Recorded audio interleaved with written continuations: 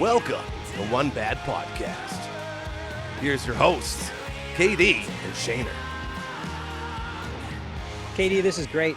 We were also, welcome back to the podcast, by the way, everybody. I keep just jumping into these. We have so much to talk about. So we were talking about off air, just how telling these stories and sort of revisiting an era, all of a sudden these memories and stuff, they really start to pop off. And it's one thing I love about this podcast is just re-entering a headspace almost of this era.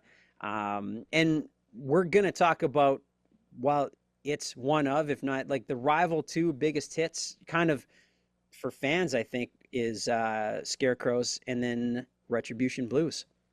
Yeah, man, it's always been a special song because it's I always say it's one of those songs.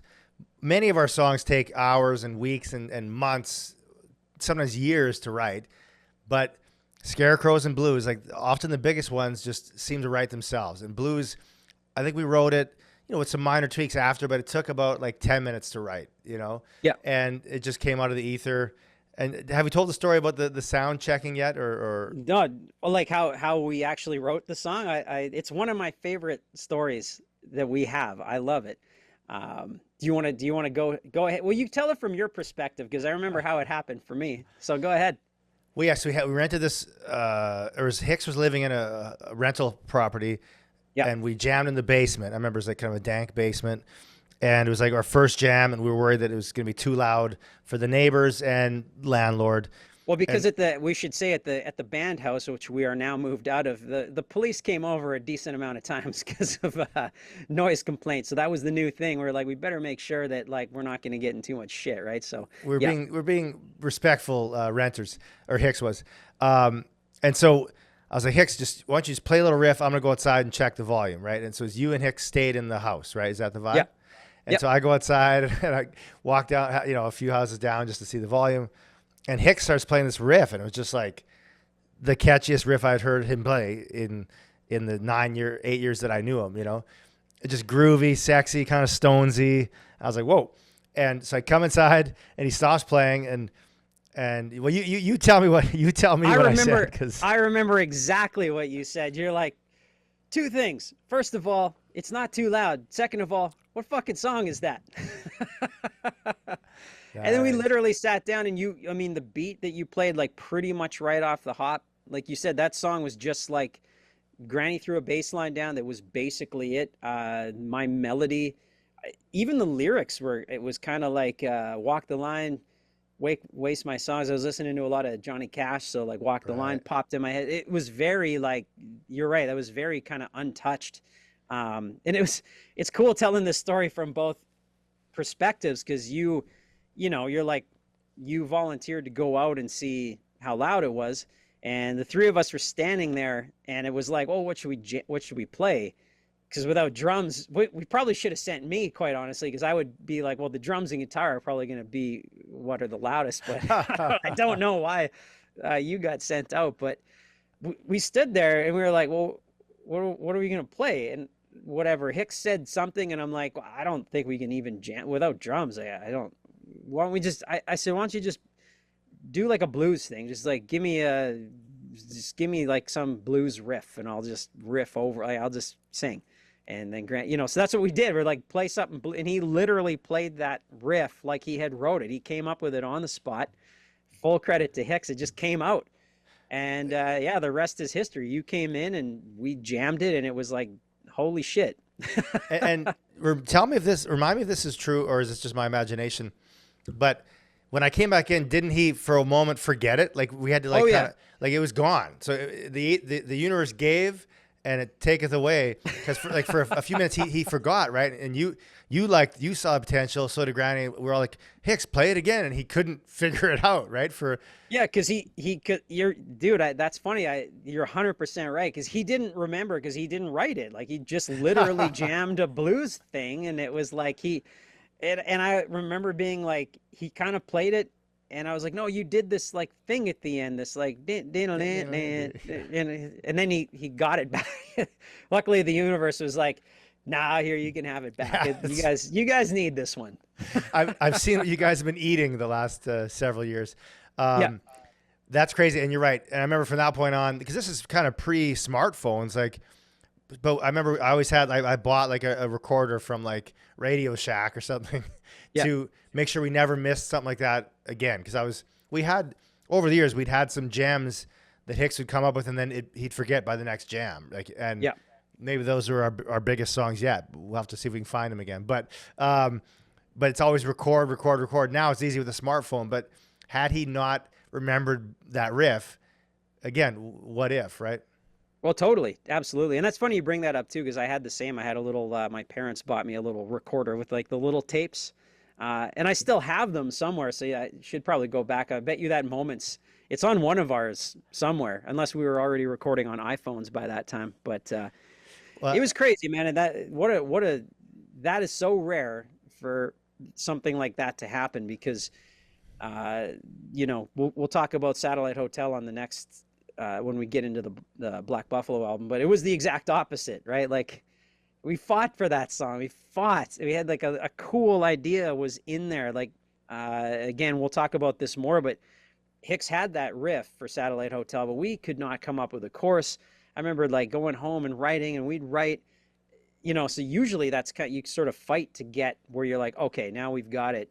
Man, and you just wish that they all happened. Like you said that quote about, if you knew where those ideas came from, you would just, like the Leonard Cohen quote, you just go there all the time and get them. But it's cool because it's a magical moment. Absolutely. Yeah. And like, you're always chasing that high, right? Like think about when we moved out to Vancouver, which is after this, I believe.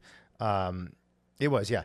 Think about how many hours we put in Vancouver. It was actually in Langley, but I mean, that's when we really, I think, put our hours in, and just, how many hours did we spend jamming? And you'd find those moments, but it wasn't like, they didn't come that often where you just write a song presents itself essentially complete, right? Like that just doesn't happen. But when it does, it's like, holy crap, what a gift, Oh, absolutely. Absolutely. And, it's such an interesting time, because we've already talked about a lot of our time in Vancouver and about the Carly Rae thing and about waiting around for the 2 years. So you can imagine that, we had Scarecrows, we had blues, it ain't right. And like, so many good songs on that record that I'm super proud of, but we sat on them for 2 years. That was why when we were talking about how Scarecrows came out, it was so hard for us to, like, after that 2 years, we finally are putting stuff out on the radio, and Russ Puckett bombs. So that's why, like, going back to that Scarecrows radio tour, like, man, everything was on it. Like, you felt the pressure because of like all these years, like these moments that happened. We had these amazing songs, and you realize, like, well, if people don't like Scarecrows, they're not going to get to even hear Retribution Blues. And that's always a tough feeling, because that's the other thing that you inevitably have to do when you're picking singles is, do you put out this one or this one? They're both singles, but if this one bombs, they might never hear that one. And you get into this like horrible, like mental, like, it's like a mental straitjacket squeezing tighter.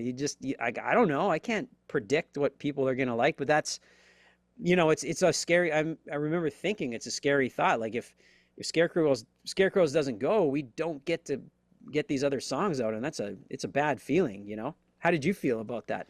Yeah, good point. And I think you've said this. It's a Danny Craig quote.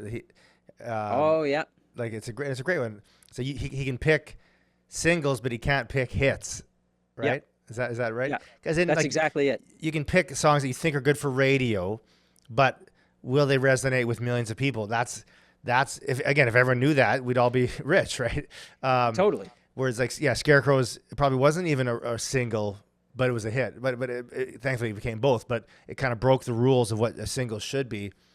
Same with blues. I mean, they both kind of broke the rules of what radio was kind of looking for, which I think I'm also proud of us, right? Because those songs, it was like the double-edged sword that worked in our favor, is that they didn't sound like what else was out at the time, right? It was like us against, 3 Days Grace, Nickelback, all this really highly produced, sort of shiny rock, or like the edgy, or or kind of more indie heavy, like Monster Truck. But we weren't either of those sort of extremes, right? And so it's like Scarecrows, when it actually broke, or Blues, they actually stood out so much. And all of a sudden, that's those magical songs where the listener calls the station and says, "Who the hell was that?" That's the exact reaction you want, right? Because the station then all of a sudden start spinning it like crazy. So I'm kind of proud that we picked those songs that didn't really fit into what was playing at the time, because I think that's what really ended up paying off for us, you know?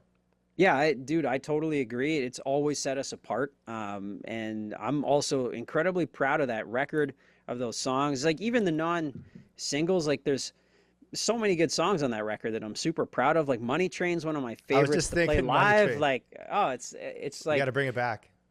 Oh, I think we definitely should. I mean, there's going to be shows coming up this year at some point here, so we got to start talking set list, which is tough after 20 years. What do you put in a set list?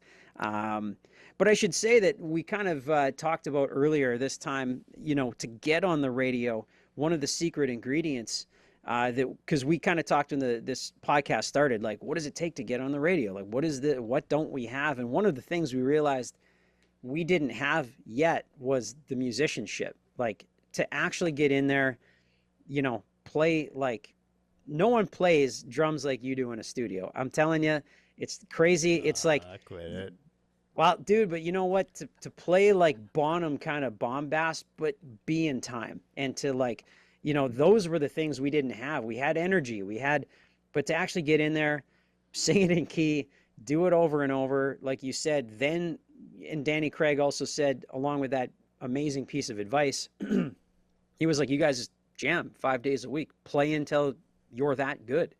You know, because we had experiences up to that point. Actually, when we met Default, you know, we were like, fucking Default, we're gonna blow them off the stage. But I remember just being like, they owned us because they were tight.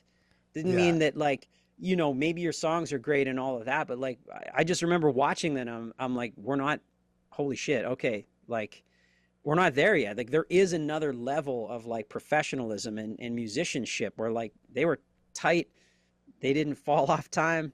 You know what I mean? And those things were the stuff that we put so much emphasis on, like energy and rawness. But then you realize, like, well, holy shit, like even Zeppelin, like they were energetic and raw, but tight as shit. Like, you know, and this was the beginning of us becoming like a band that was like that next level, kind of being tight. And I remember, like, now we're going to be, we're getting to the end of this episode, and it's a good place to go next, which is, the crazy big live shows we started to have, right? And I'm so glad we put in this time. And Danny was like, he was a taskmaster in the studio and, like, you know, drove us, but like we needed it. And that 2 years that, you know, we sat around mostly depressed, which is fine because, you know, we're grunge, we're quote unquote grunge lovers. So it was okay to be sad and sitting in rainy Vancouver and just jamming all the time. But you know, 5 days a week sometimes, right? Like, and we just went, and then this is a great place to end off, because what we get into next is probably my favorite. When I think of things we've done in our career, the first time we stepped onto an arena stage, and we wouldn't have been ready. And you realized it not until these songs broke, not until we started to play a lot more, jam all the time. I'll tell you what, I don't know how you felt, man, and I think this is a great thing to talk about. Actually, let's save it, because I want to know what you felt like, because I remember the first time I walked out onto an arena stage, and it fucking blew my mind, is all I'm going to say. Oh, yeah. Well, yeah, that's a episode in itself for sure. And yeah, it's a great place to end, because you're right. This was the time we put in all 5. I tell us to every young band, you jam 5 times a week. People are like, that's crazy. No.